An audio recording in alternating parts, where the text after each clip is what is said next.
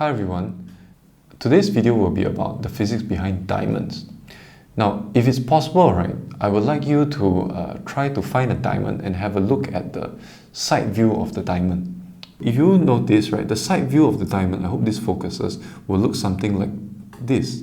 This very specific shape. Okay, you'll see this shape in icons of diamonds and pictures of diamonds, and it is even the shape of the crest on Superman's costume. To be very clear, diamonds don't grow in this shape. Okay, they are specifically cut into this special shape. And in today's video, we will be diving into the physics behind it and exploring why we have chosen, or jewelers always choose to cut diamonds into this very specific typical diamond shape. Okay, so let's go. Alright, so before we dive into the shape of the diamond, we have to take a look at another property of diamonds that's quite special, and this is regarding the high refractive index of diamonds. Now, if you need a little bit of a refresher, the refractive index N, right, is given by this formula sin I over sin R. Okay, and this happens when you have a beam of light that is entering a medium, okay, like in this case the diamond, and sin I, the angle I is this angle here, and you will notice that the ray of light is bent closer to the normal, right? And so you have this angle R here.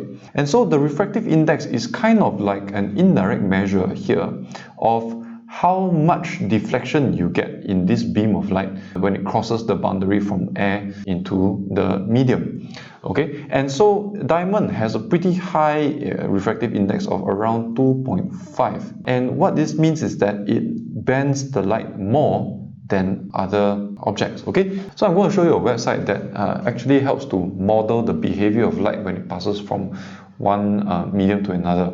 So this website, you can check it out, it's pretty good. So what we have here is a ray of light entering from a less dense medium to a more dense medium, and as you would expect, the ray is bending closer to the normal, right? The normal is an imaginary line that's perpendicular to this boundary here. This website is really cool because I can adjust the refractive index of the glass, and you look what happens when I increase the refractive index. Okay? Basically, the amount of bending that the light ray goes through increases. Okay, so this is one thing that happens when you increase the refractive index. Another important thing that the refractive index of the glass affects is total internal reflection. And total internal reflection is what happens when when we have a ray of light that's trying to escape from the glass block into the air. If the angle of incidence, which is the angle that the ray makes with the normal, if the angle of incidence increases past a certain angle, then instead of escaping into the air like we see here, the ray will be totally internally reflected like this. Okay, so the angle at which this starts to happen will be affected by the refractive index of the glass. So you see here, when I have set the glass refractive index to 1.58, this total internal reflection happens somewhere around 40 degrees. Okay, somewhere around 40 degrees. Now look at what happens when I change the refractive index to 2.55. So for a refractive index of 2.55, which is close to what a diamond has, look at what happens to the angle at which total internal reflection starts to happen. Right? We increase it and it happens somewhere around here. Okay, so close to, I would say, 20 and 25 degrees, somewhere around there. Okay, so the angle is much smaller now. So what this means is that for a diamond that has a very high refractive index of around 2.55, most of the rays that are trying to escape the diamond will be reflected. See, only those rays that are within this small range of angles, 0 to about 25 degrees, can escape the diamond. And the vast majority of them, that means from 25 degrees all the way to 90 degrees, all these rays are going to be reflected. This quality of the diamond actually is very important, and when we use it together with that special shape, something special happens. So here I've drawn a glass block in the typical diamond shape, and I'm going to set the refractive index to 2.55. Now if we have a ray of light and we can move this ray of light around, I want you to notice something about the ray of light.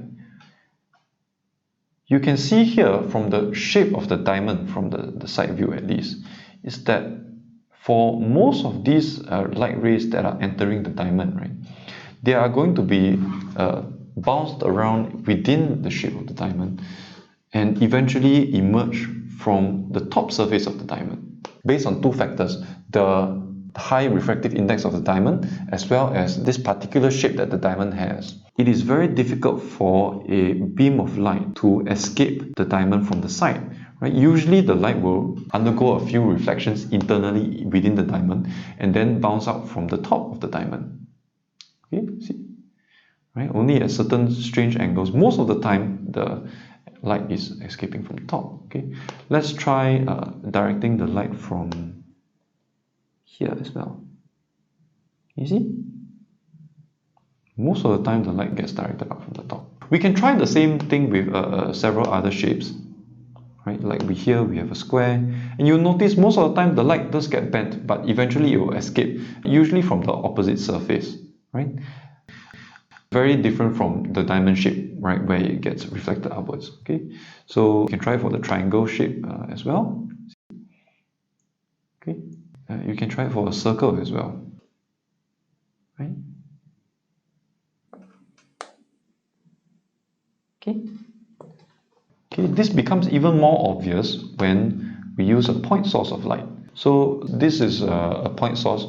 Basically, what would happen if you had a tiny light bulb nearby the diamond? Okay, so look, when you have a light source like this, most of the light rays, right, are going to be reflected back upwards, right, after undergoing several internal reflections within the diamond. Okay, and so what we can see from this is that jewelry makers over the ages, right, they have researched and refined the ideal shape for a diamond such that all the light, right, or a majority of the light rays that are entering the diamond get bounced around within the shape, this unique shape of the diamond, and only get to escape the diamond via the top of the diamond. Okay, so now when we look at the diamond up close, right, I think you can agree with me that when you look at the diamond from the top view, right, there's a lot more sparkle than if you look at the diamond from the side view. Right? From the side view, it looks pretty much like a normal piece of glass, right? But from the top view, you can see sparkles in the light. And just like we discussed, this is due to the special shape which allows most of the light to be reflected out of the diamond from the top. So that's all for today's video. I hope you found it interesting and helpful. I have seen maybe 2 or 3 exam questions that were based on the optics of diamonds. Okay, so if you found that useful, please help me to give a thumbs up and subscribe. And actually, if you have any suggestions about what videos I can do in the future, please feel free to leave a comment below as well. So that's all I have for you today. Until the next video, I'll see you again. Okay, bye bye.